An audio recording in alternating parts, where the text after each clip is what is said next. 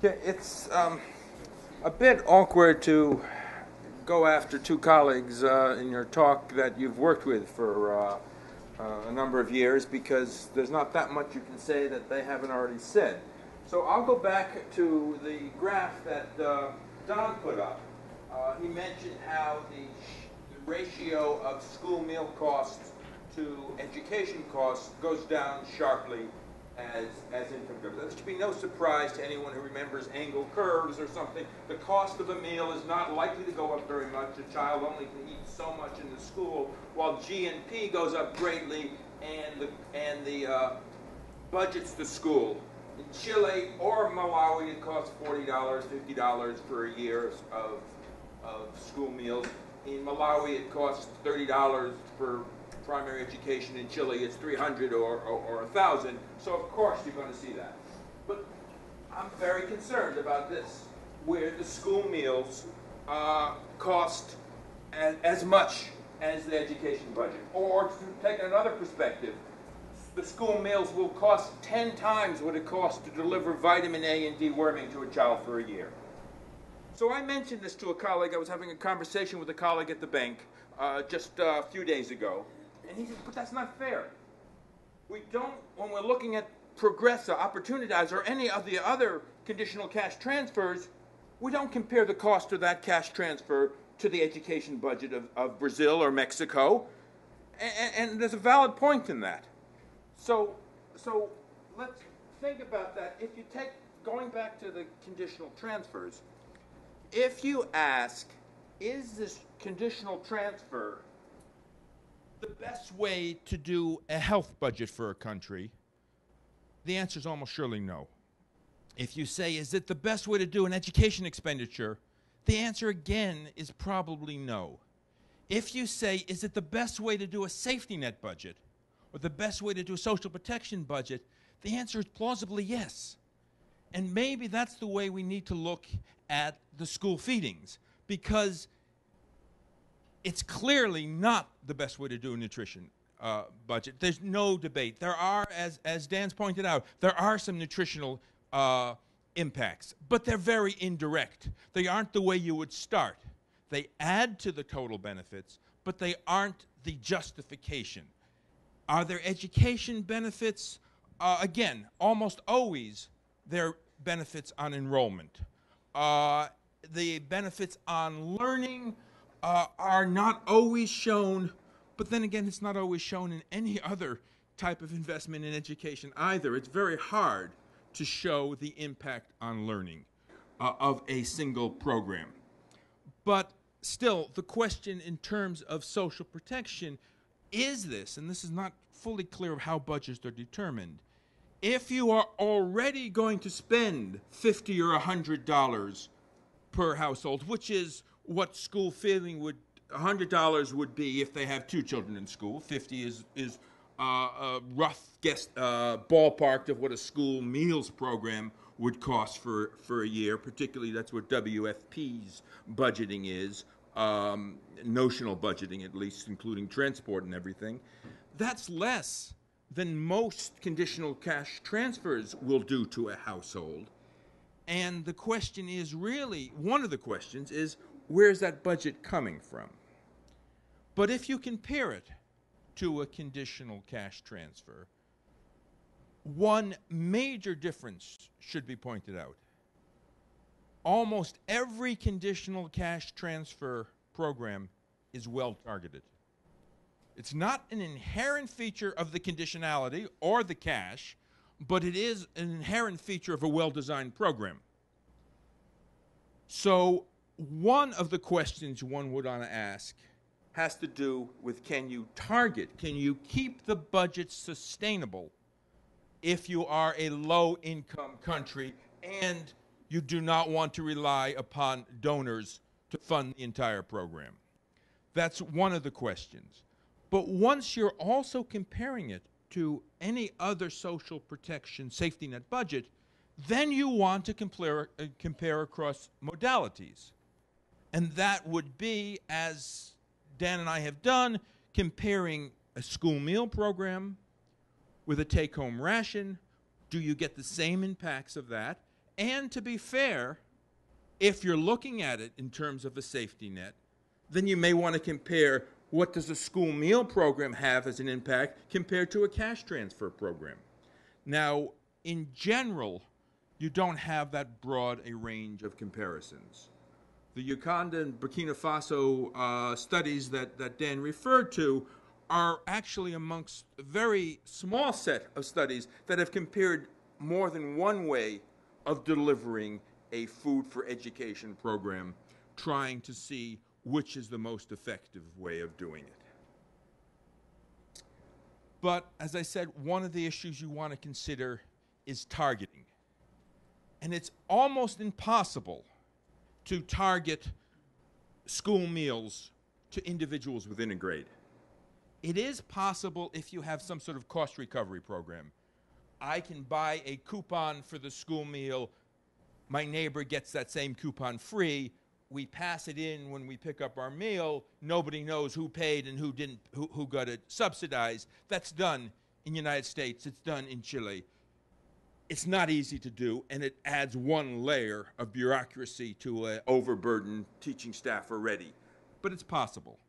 It is possible also to target certain grades, the grades that are most susceptible. A young child missing a breakfast might have a different impact than a teenager missing a breakfast.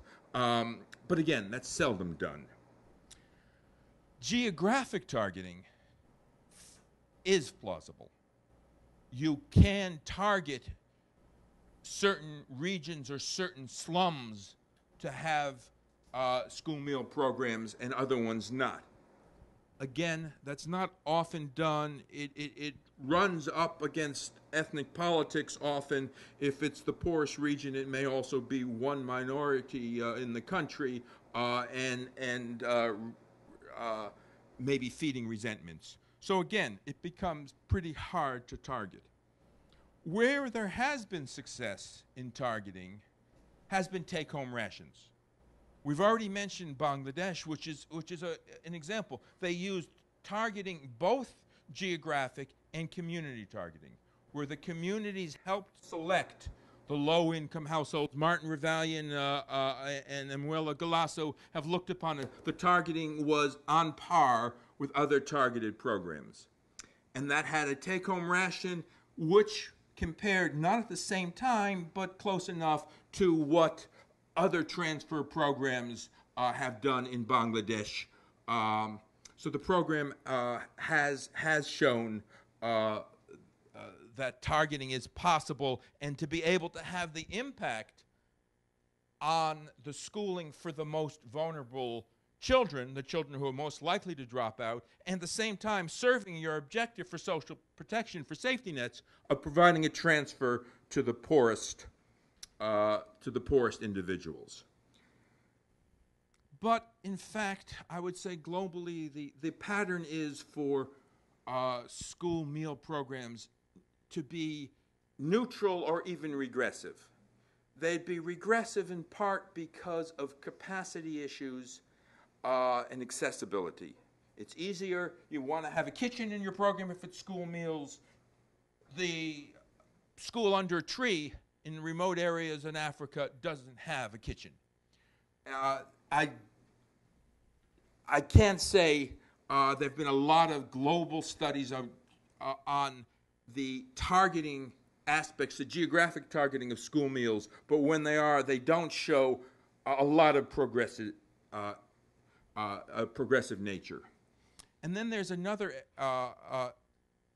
aspect of it, which my study in Laos is just, the results are not yet available, but the first thing we saw is that a half to two-thirds of the village who were eligible were chosen geographically. Many of those schools did not take the ration. They could not organize the logistics in the hills of Laos to come down and pick up the ration which was brought to the trailhead, the roadhead.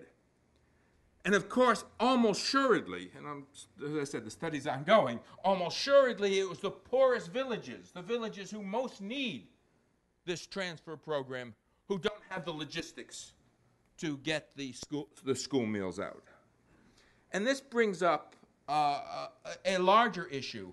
There's two ways to interpret this Laos evidence.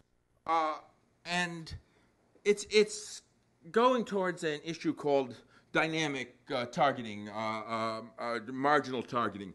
If the program is already there now, does the expansion, even if it's not progressive now, does the expansion of the program make it more progressive? That is, if you've already saturated in the middle income communities, anything else you're going to do is going to go into a poor income community. That might work. But there's a cautionary tale.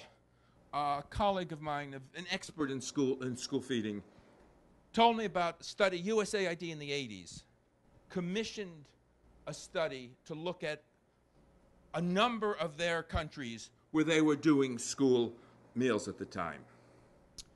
And at the end of the study, this expert reviewed and found that none of the country programs were able to deliver school meals at the 180, 200-day target. That children were not getting it every day. And what happens if the parents think the child's going to get a school meal and they get there and there's no meal? That may be worse than if they aren't anticipating it and they give them at least a snack before they leave the house. But this consultant also said if they are able to bring this up to this 180, 200-day target, extrapolating from the evidence that was assembled, this program would do quite well, would have many favorable impacts. This consultant told me that their conclusion, their hope, their expectation was that USAID would redouble their efforts to get the delivery up to the target. But in fact, USAID said if in 4 or 5 countries, I don't remember the exact number, none of these countries are able to deliver the logistics, maybe we should scale back. Because maybe the logistics is an inherent obstacle in the low-income settings we want to work in. I can't say. It's a question we have to consider, though, particularly when you're considering whether you want to do school meals with a daily delivery, take-home rations, with a monthly delivery or bi-monthly, whatever the program is designed, but you still have to move grain to from a deficit to from a surplus to a deficit area, whether you want to have local procurement or whether you want to go with a cash incentive to go to school. Again, going to Dan's point of is it the endowment, in which case all those are plausible ways of transferring, and the issue you want to consider is the cost. So, 3 concluding points. It's almost sure that there's an impact on enrollment almost everywhere where these programs have been tried, except for where the enrollment's already saturated. You can't bring up enrollment if you do. The United States has a school meal program, but you also have a requirement if you're under 16, you have to go to school. It's the law. You're not going to have any impact. But where the enrollment is low, it's almost always the case that any form, school meal, take-home ration, snacks, whatever, will bring up enrollment. And secondly, that from the evidence of these studies that Dan and I have been working on, but the global evidence as well, no single program dominates the other. That at a take-home ration or a school meal seems to have at least the same impact. Maybe take-home rations seem to have, in a couple of studies, the ones we've been working on, a greater impact, but not an overwhelmingly greater impact. So the choice may very well go on which is the better one from the logistics standpoint, from the cost of delivering standpoint. At least from the economic argument. The political argument, the popularity of the argument, I can't address. I would agree with the final point that I make is one of the final points that Dan made, and we actually put our slides together separately before we checked and found out that they did overlap, that a mix of snacks, because it's still the issue of the attention of a child is still an open question, and can you keep that up? A mix of snacks and a transfer of some point, whether it is take-home meals or cash, I'm not sure, but I would go on whichever one, probably take-home, whichever one is logistically easier to do. The advantage of the snacking you've seen here, I put fortified in there because there is the, as Dan showed with the issue of anemia, the fortification is important, and not every school meal program is using fortified inputs, particularly when you look at local procurement, which has some advantages both politically and economically, is also makes it harder for fortification. Although, finally, as another nod to our host here, IFPRI, colleague at IFPRI has done the study of fortified biscuits in Bangladesh, locally procured, $15, not 50, $15 per student per year, fortified in country, baked in country, and has much the same impacts of the larger meal programs or the larger transfer programs. Issue worth pursuing a little further sometime.